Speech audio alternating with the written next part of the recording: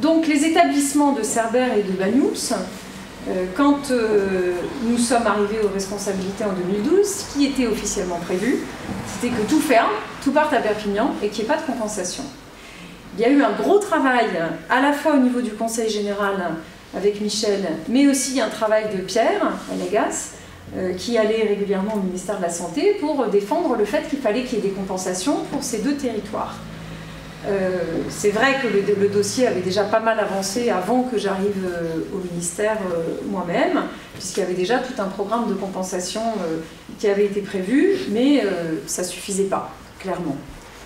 Et donc, à force de concertation, à la fois avec l'association qui porte les établissements, mais aussi avec les salariés, avec les syndicats, eh bien, on était arrivé à plusieurs accords. Le premier, c'était qu'à Cerbère, et le maire me contredira s'il n'est pas d'accord, enfin en tout cas il donnera son point de vue, à Cerbère, étant donné le nombre de gens qui habitent sur place, parmi ceux qui travaillent sur place, on avait convenu qu'on ne pouvait pas être en dessous de 145-150 emplois sur place. Parce qu'après, il y a pas mal de gens qui bossent à Cerbère, mais qui en réalité habitent plutôt dans la plaine, dans l'agglo. Et donc, il fallait rajouter des moyens. Et moi, ce que j'ai fait finalement en arrivant au ministère, c'est que j'ai demandé à ce que l'ARS me fasse des propositions sur un établissement handicap qui soit novateur et où il y ait suffisamment de place pour permettre qu'il y ait ce nombre de salariés-là. Et donc c'est comme ça qu'on est arrivé à un équilibre de 115 places, avec à la fois tous les moyens de l'Agence régionale de santé. Alors là, je peux vous dire, j'ai réquisitionné tous les moyens handicap de l'ARS qui étaient pour toute la région. On les a mis là, sur la Côte Vermeille. Et j'ai rajouté en fait de ce qu'on appelle la réserve ministérielle. Je suis arrivée, j'ai mis quelques temps à voir les moyens que j'avais, mais donc il y a effectivement des moyens réservés pour les ministres et qui permettent donc d'ouvrir des places supplémentaires là où on le souhaite. Et c'est ce que j'ai fait pour permettre qu'on arrive à ces 115 places à Cerbère.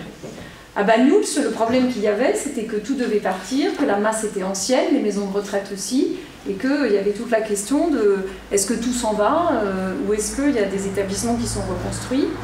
Et finalement, ce qui a été convenu avec la commune, qui a quand même beaucoup travaillé aussi, c'est que à la fois les maisons de retraite soient reconstruites et la maison d'accueil spécialisée sur le site, sur les fameux, je ne sais plus combien d'hectares qui appartiennent à la mairie. Voilà. Avec 3,5 hectares d'urbanisation. Voilà. Alors après, moi quand j'ai annoncé tout ça dans le journal, parce qu'il y a aussi à Arles-sur-Tech un soin de suite et réadaptation qui part à Perpignan, le Château Bleu, et qui va être remplacé par des lits d'unités de soins de longue durée. Tout ça est très technique.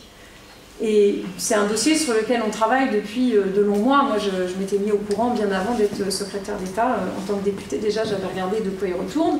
C'est vrai que c'est très technique, que moi, je me suis mise dans la technicité du dossier, parce que je suis médecin, en fait, et que je connais les établissements médico-sociaux, les tarifications, etc. Et on est arrivé à un équilibre. Quand nous avons annoncé, en fait, les places qui vont être ouvertes, et le total des emplois créés dans le département, il y a eu toute une série de polémiques. Vous avez vu les opposants, la droite, qui n'arrêtent pas de dire bah, nous on propose ça et nous on pense que c'est pas vrai, etc. Il y a un moment où il faut faire la différence en fait, et c'est ce que j'ai dit tout à l'heure aux salariés, à l'association de lutte contre la délocalisation à Cerbère. C'est qu'à un moment donné, ils ont remis en cause mes propos et ils m'ont dit oui, mais si la CNSA, qui est la Caisse nationale pour la solidarité et l'autonomie, n'est pas d'accord, qu'est-ce qu'on fait? Je les ai remis à leur place. J'aurais dit attendez, en réalité en fait, je crois que vous n'avez pas bien saisi que je suis ministre du handicap. Donc les établissements de handicap en France, que ce soit à Cerbère ou ailleurs, une fois que j'ai pris la décision est prise. Et donc il n'y a pas de polémique possible sur en fait il n'y aura pas tant de lits, et en fait il n'y aura pas tant d'emplois, et en fait voilà. Après c'est de la polémique de la part de gens qui eux, en revanche, n'ont aucun pouvoir et aucun moyen et surtout ne proposent rien. Donc là, on a vu les syndicats longuement cet après-midi à Cerbère et ils sont tous satisfaits. Il y a encore l'association de lutte contre la délocalisation où évidemment le meneur, le président, il fait de la politique en fait, donc lui il va continuer à protester.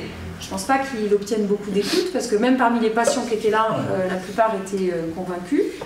En plus, on a laissé la porte ouverte sur une possible extension ultérieure à Cerbère en fonction des besoins qu'il y aura. Et donc tout le monde, globalement, est d'accord maintenant sur le projet. Il est clair qu'il y aura encore de la polémique, mais il faut bien que vous ayez en tête en tant que militants que ceux qui font de la polémique n'ont rien à proposer, que la droite avant, quand ils étaient là, ils avaient surtout proposé des délocalisations sans compensation, et que là, c'est vraiment parce qu'on y a tous travaillé ensemble et avec les salariés, et qu'on est arrivé à ces accords-là. Donc maintenant, je pense qu'on a vraiment un beau projet sur la Côte-Vermeille, avec le maintien de l'emploi. Voilà. Il y a notamment eu une polémique sur le nombre d'emplois créés. Donc je voudrais réexpliquer. Quand on avait fait la conférence de presse, j'avais dit, au total de toute cette opération, ça fait 180 emplois créés sur le département, qui évidemment sont créés au total sur Perpignan, puisque à Cerbère, il y en a donc actuellement 240 personnes qui y travaillent. Il y aura donc 148 personnes qui vont continuer à y travailler, ce qui, en équivalent temps plein, n'est pas exactement les mêmes chiffres. Il y a ça aussi qui peut... Voilà. Et donc, les emplois, ils seront créés, évidemment, à la fois à Arles-sur-Tech aussi, où il y aura de l'emploi, mais aussi à Perpignan. Donc, au total, sur santé et médico-social dans le département, c'est une opération vraiment exceptionnelle. Je veux dire, on n'aurait jamais pu faire ça si les conditions n'avaient pas été ce qu'elles sont, c'est-à-dire si les élus locaux ne s'étaient pas battus et si j'avais pas été pile à ce moment-là au ministère. On n'aurait pas eu les moyens, on n'aurait pas pu faire tout ça. Les 180 emplois, en fait, c'est 140 pour toute cette opération Cerbère, Banyuls, Arles-sur-Tech, Perpignan. Et après, il y a 40 emplois qui seront sur une masse maison d'accueil spécialisée autisme, pour laquelle il va aussi y avoir un appel à projet cette année dans les Pyrénées-Orientales. Mais là, je ne peux pas dire le lieu. Ça ne sera probablement pas la Côte-Vermeille, parce que vous ne pouvez quand même pas tout avoir. Et donc, ça sera ailleurs. Pour l'instant, il y avait un projet à Corbère, un autre dans le coin là-bas. Dans tous les cas, tout ça, ça fait des places à la fois de handicap et de soins de suite et réadaptation pour les Pyrénées-Orientales, pour les gens, pour améliorer la qualité des soins et pour améliorer la prise en charge du handicap dans le département, en plus de l'emploi. Et donc je pense qu'une fois qu'on aura fait tout ça, il n'y aura plus de problème de place et de lits dans le département, parce qu'on aura vraiment... moi, j'aurais concentré tous les moyens ici. C'est quand même aussi le but. À partir du moment où je suis à cette place-là, je m'occupe de toute la France, mais si je peux résoudre tous les problèmes qu'il y a dans les Pyrénées-Orientales, c'est pas plus mal. Je suis d'ailleurs en train de faire la même chose en Cerdagne, où il y avait des établissements qui devaient être délocalisés. Il faut se souvenir que sous la droite, moi quand je suis arrivée députée en Cerdagne, il était prévu que les établissements de fonds romeux ferment complètement et qui partent, vendus à une multinationale et qui partent à Montpellier. Et ça, c'était Jean Castex qui l'avait prévu. Je vous le rappelle parce que pour les élections, quand même, c'est bien que vous le sachiez. Même si vous n'êtes pas vous-même en Cerdagne, je vous raconte. Et donc ça, on l'a évidemment stoppé quand on est arrivé. Et là, il est en train de maintenant se créer le nouveau projet avec la construction d'un nouveau bâtiment, les salariés qui sont d'accord, un nombre de places qui correspond au nombre de salariés qu'il faut maintenir là-haut, enfin un nouveau projet qui est en train de se faire et qui va aboutir, je pense, avant les élections, donc ça ne pourra nous faire que du bien. Et donc ça, il faut le porter haut et fort quand on est militant, parce que certes, ce n'est pas forcément des sujets qu'on connaît forcément bien, mais c'est très technique, mais en tous les cas, il ne faut pas vous laisser embarqués par les opposants qui disent ils délocalisent, ils font ceci, ils font cela. C'est pas vrai. C'était eux qui avaient prévu de tout délocaliser et nous, on a au contraire proposé des projets qui satisfont les élus locaux, qui satisfont les syndicats et on arrive finalement à...